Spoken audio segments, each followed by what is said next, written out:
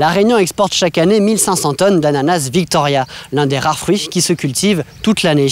Alors, comment cet ananas récolté ce matin dans les champs peut-il arriver 24 heures plus tard, prêt à être consommé ici, à Rungis, le plus grand marché de produits frais du monde? Eh bien, c'est ce que nous allons vous montrer.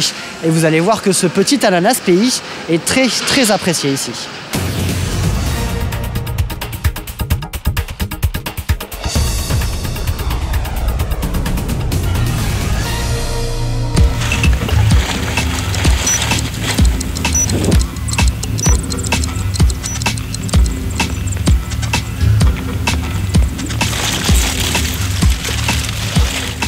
On est en train de cueillir les ananas pour préparer, mettre dans les colis pour destiner à l'export après.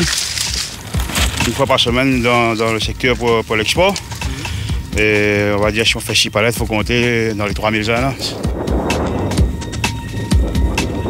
Tout ça c'est de l'ananas qui est encore vert, qu'on ne va pas forcément récolter de suite, mais qui sont en fin de semaine ou 6-7 jours à maturité. Donc c'est un fruit qui sera plus destiné au marché local du fait qu'il est un peu moins coloré. Donc il va tenir en point un peu plus. Et puis les fruits qu'on a pu voir là-bas, donc des fruits qui sont à point pour être récoltés et colorés pour le marché de l'export. Donc on va dire les trois types qu'on peut avoir dans une parcelle. Nous on cueille le matin et puis ça prend l'avion le soir pour être sur le marché le lendemain. Il faut aller vite là alors. Oui, tout à fait. Il faut être très vite. À peine cueillis, ces ananas ne se doutent pas qu'ils vont passer par des dizaines de paires de mains dans les prochaines heures.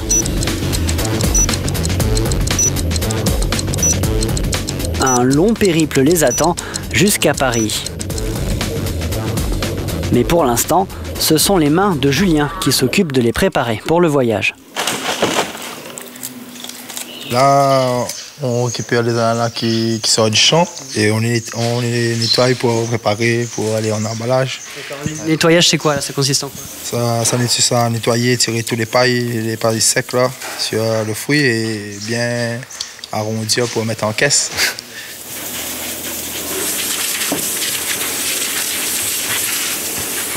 On accède donc à la zone sécurisée donc de la station de Saint-Benoît. Donc pour la préparation donc des fruits destinés au marché de l'exportation. Donc cette zone elle est interdite et donc les gens qui travaillent donc sur ce site donc sont des gens qui ont été formés, qui ont été accrédités par la préfecture et formés donc au travail donc en zone sécurisée pour la préparation de nos fruits.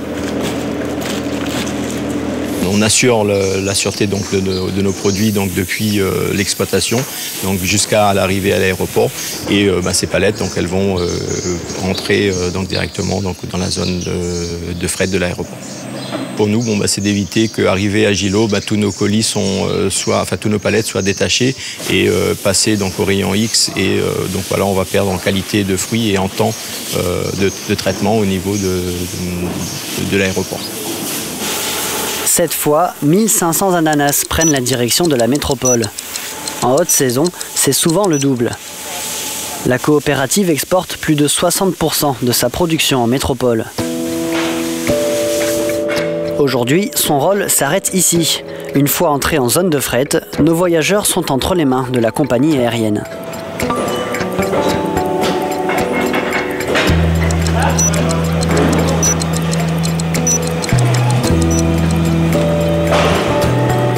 On a réceptionné les colis à l'arrivée du camion. Donc on a sorti les colis un par un. Ensuite, on s'est dirigé vers une pesée par colis. Hein. Ensuite, après la pesée des colis, on passe à la palettisation. Donc nous, on dispose d'une palette standard, des vols, enfin d'un avion. Une palette qui fait environ 3 mètres sur 2 mètres. Et ensuite, sur cette palette-là, on va monter les colis, c'est-à-dire on va mettre les sous-palettes que nous amène le client, une par une. Donc ce qui est important aussi de savoir, c'est qu'au final, on a besoin effectivement du poids pesé de la palette, très nécessaire, tout à fait nécessaire pour la répartition des masses dans l'avion.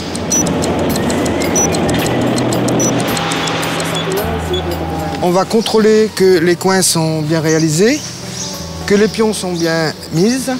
Et là, on va prendre concordance, étiquette, numéro de palette, 71082. Et là, je vais le mettre de ce côté.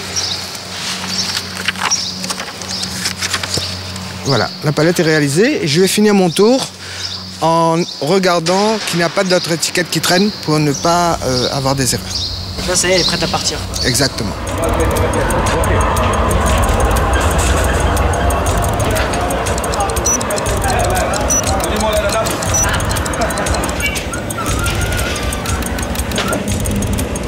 Avant le chargement, la place de chaque palette dans l'avion doit être calculée en fonction du poids.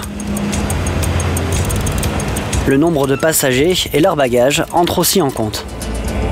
En fait, là, on a mis les palettes dans l'avion, dans la première soute, la soute avant.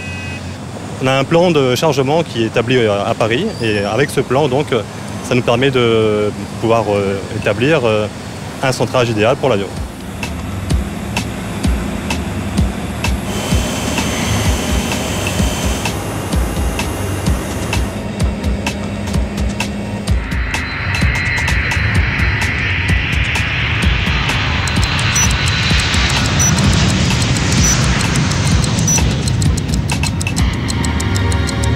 « 10 000 km plus tard, le voyage de l'Ananas Victoria est encore loin d'être terminé. L'aéroport d'Orly, c'est un vol toutes les minutes environ. Alors, lorsqu'un avion arrive, tout va très vite.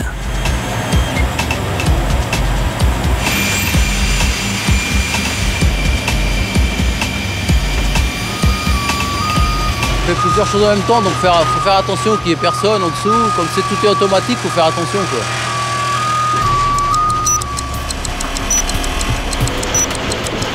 Maintenant, on regagne le fret.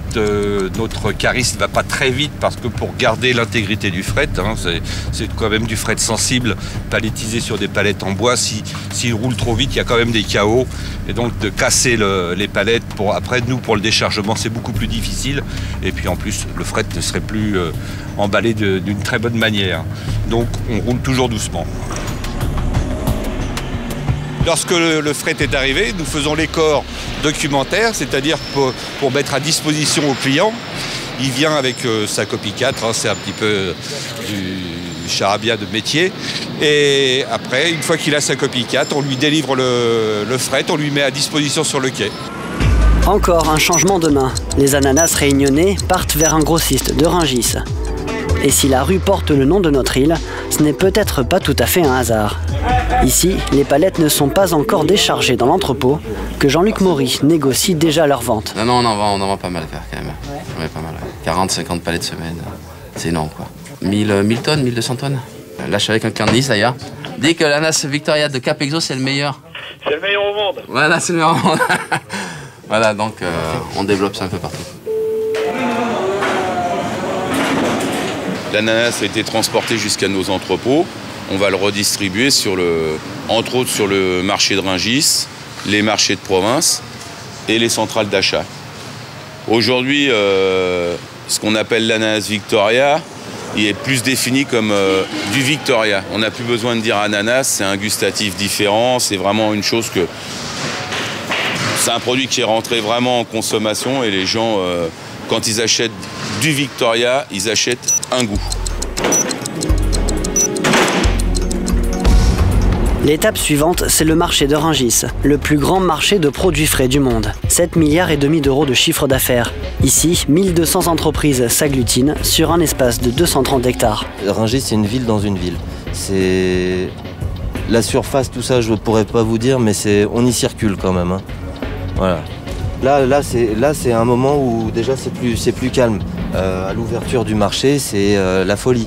Le vendredi, pour dire, on trouve même plus de place à quai pour livrer.